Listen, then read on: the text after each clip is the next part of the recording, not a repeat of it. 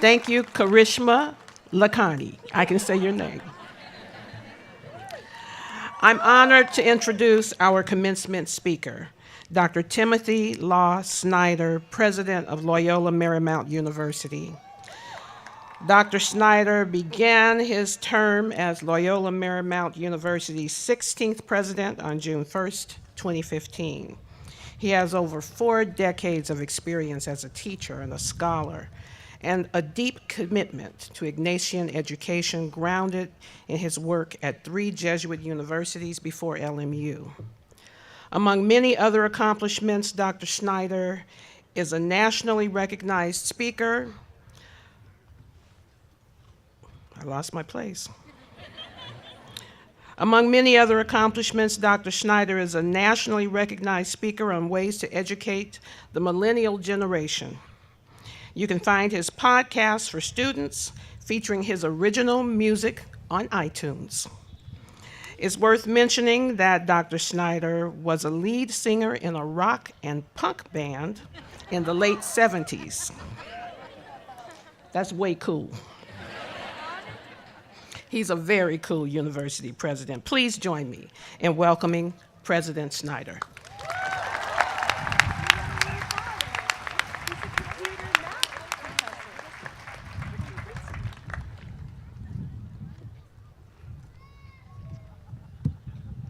Thank you, President Jeffrey. This institution is blessed to have a president of your wisdom, experience, and style.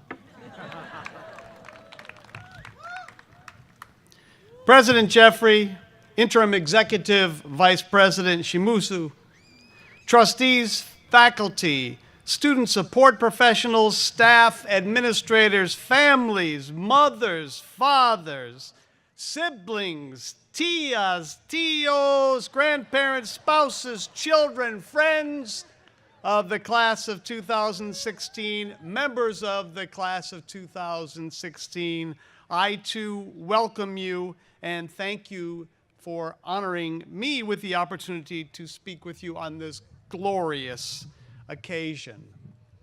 I've learned a bit about Santa Monica College since my arrival in LA last June, and I am inspired by the quality of education, student care, diversity, and opportunity that Santa Monica College has brought to each of you.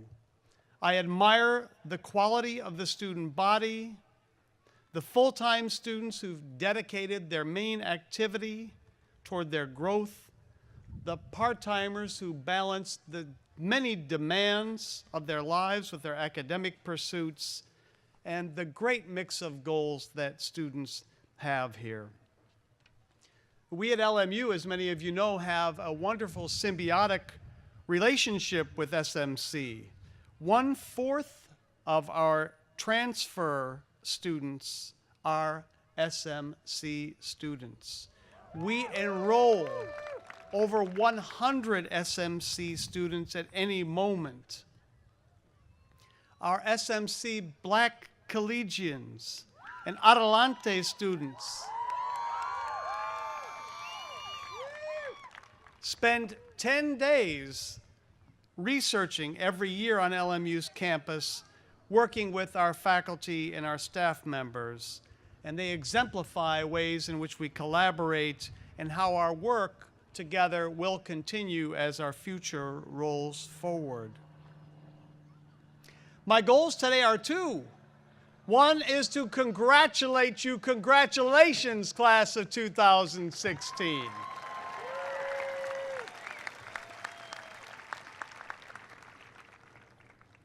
One goal down. My second goal is to teach your last class. Educate you a little more if I can. You're at the edge of graduation.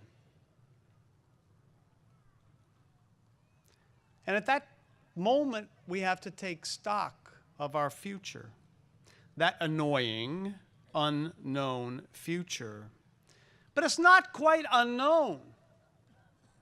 We know a few things about our future. We know a few things about ourselves. So let's talk a little bit about both. Let's talk about that future. Times are not just changing, but they are changing more quickly as every frame goes by. Change is accelerating. 11 revolutions of the sun ago, we didn't have a YouTube. 300 hours every minute now of content is uploaded to that. Just 5 revolutions around the sun ago. Instagram? No. What was that? Virtual reality is about to change our visual dimensions from 2 to 3 in so many ways. The entirety of display phenomena will change, and they will become personally explorable in that extra dimension.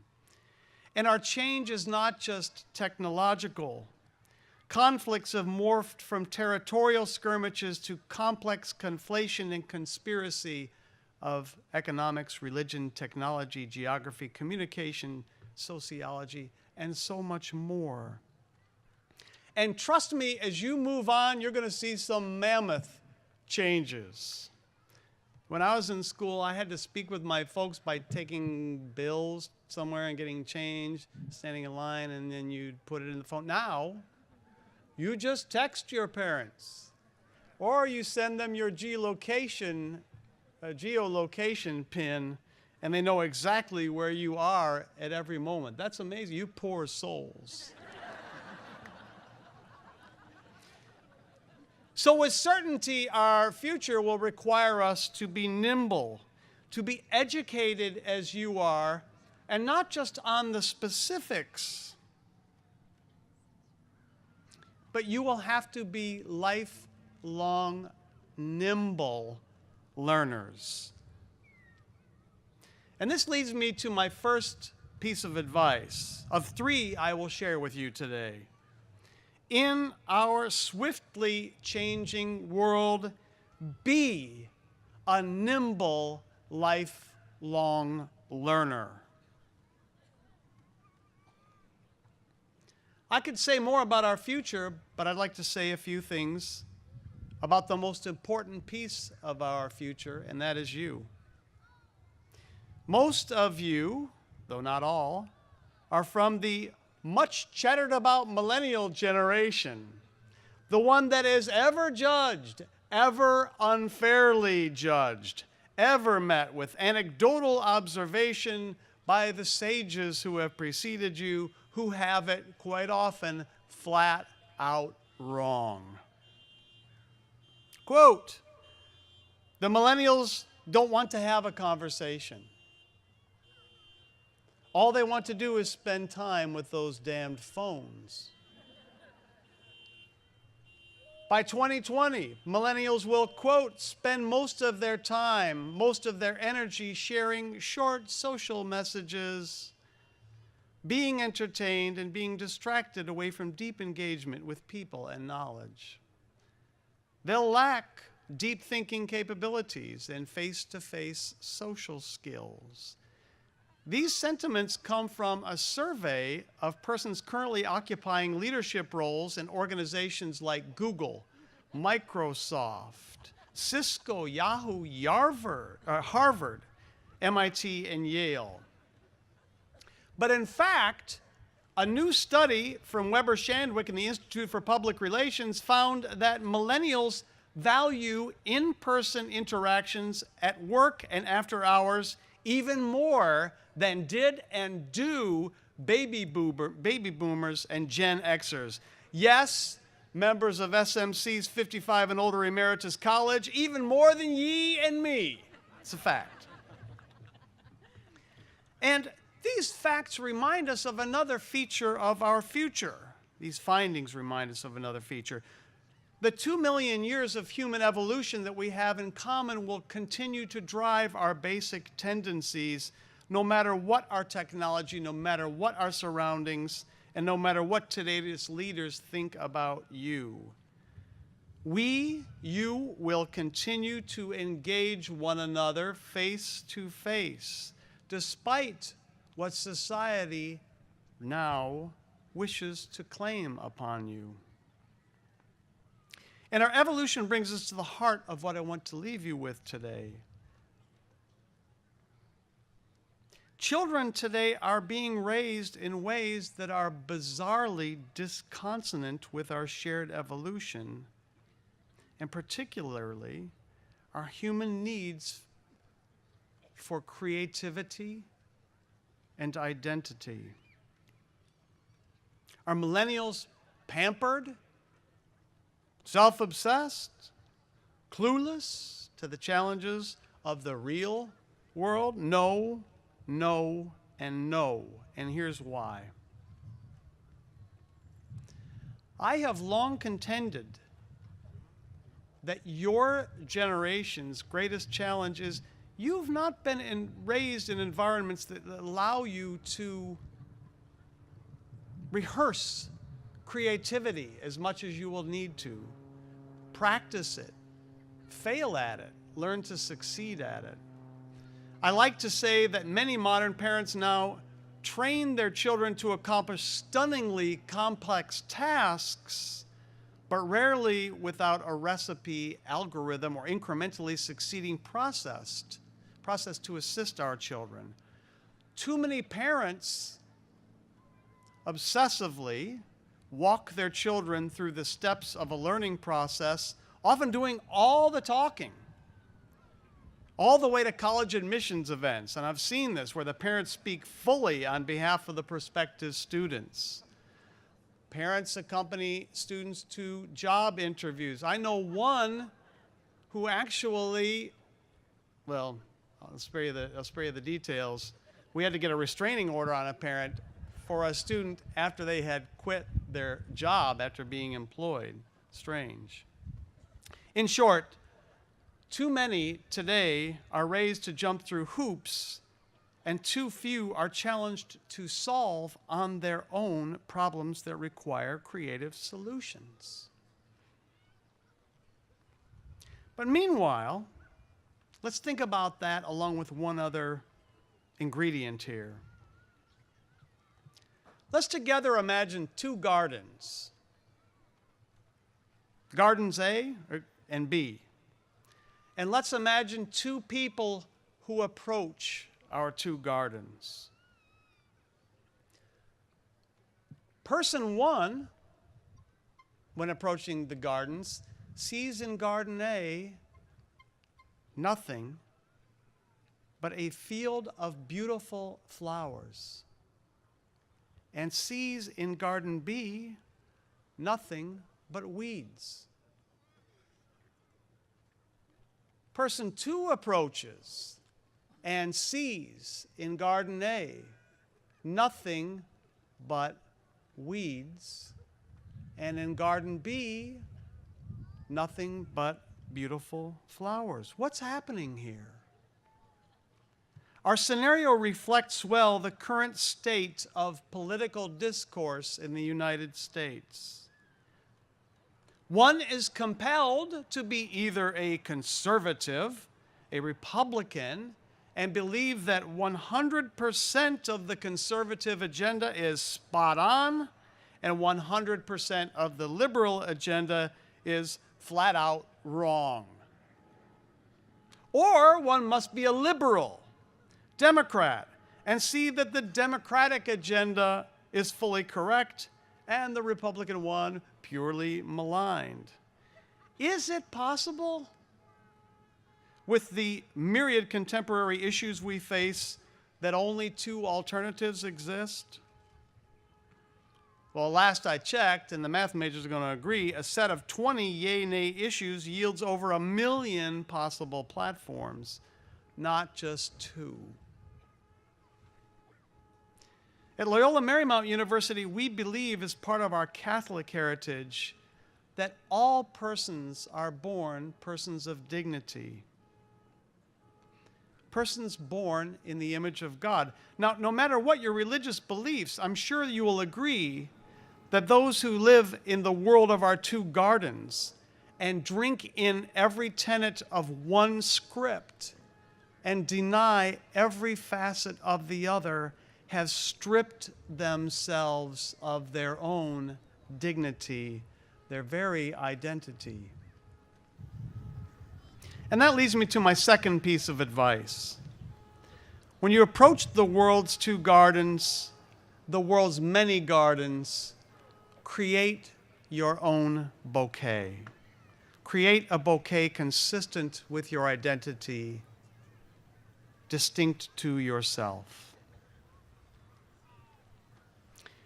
Now, amidst this two-garden world, your generation has clearly identified a strength yet to be fully recognized or used by our human culture, and that is the value of difference, diversity.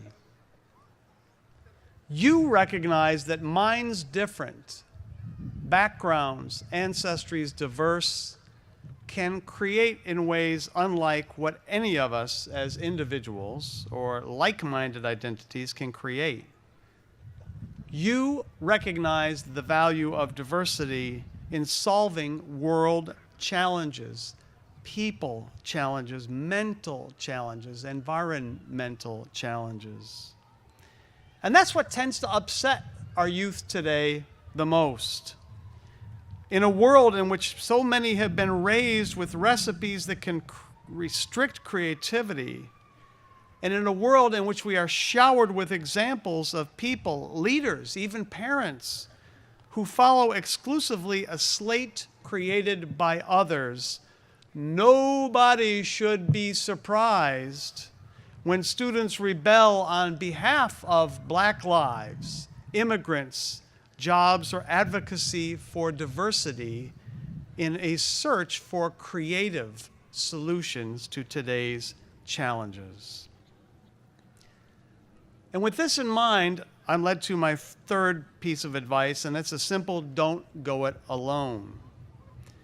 So many of our younger generation, in disappointment, if not disgust, have levied demands upon their leaders with no zeal for compromise or discussion. I ask that you utilize that human desire to meet face to face, no matter how challenging. Formally, and this is piece of advice number 3, embrace encounter. Recognize and help others understand that the very nature of diversity demands encounter, demands collaboration, demands understanding, demands almost always compromise. Help others see that in the same way that advocates do not issue ultimatums to one another when forming their agenda for action, the outcome agenda must be a plan for encounter that emulates the creation of that agenda, that collaboration. Do as our LMU students did this year on 2 occasions.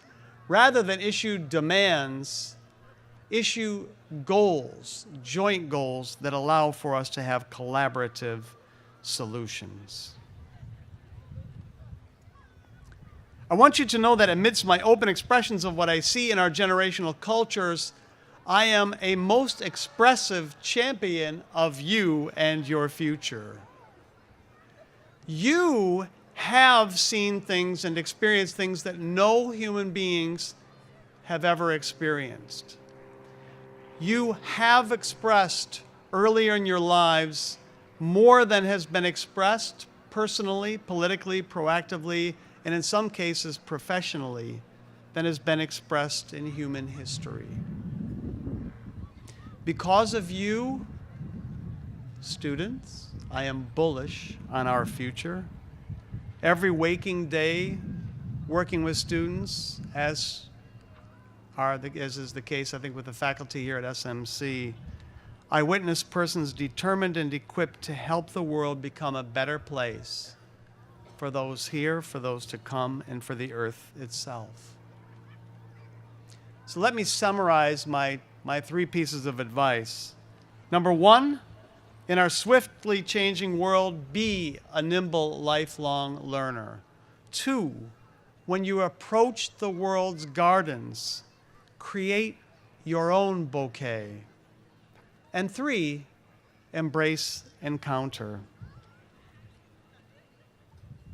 Every evening when I retire, I ask, has the world become a better place by my having been here since my head last separated from this pillow?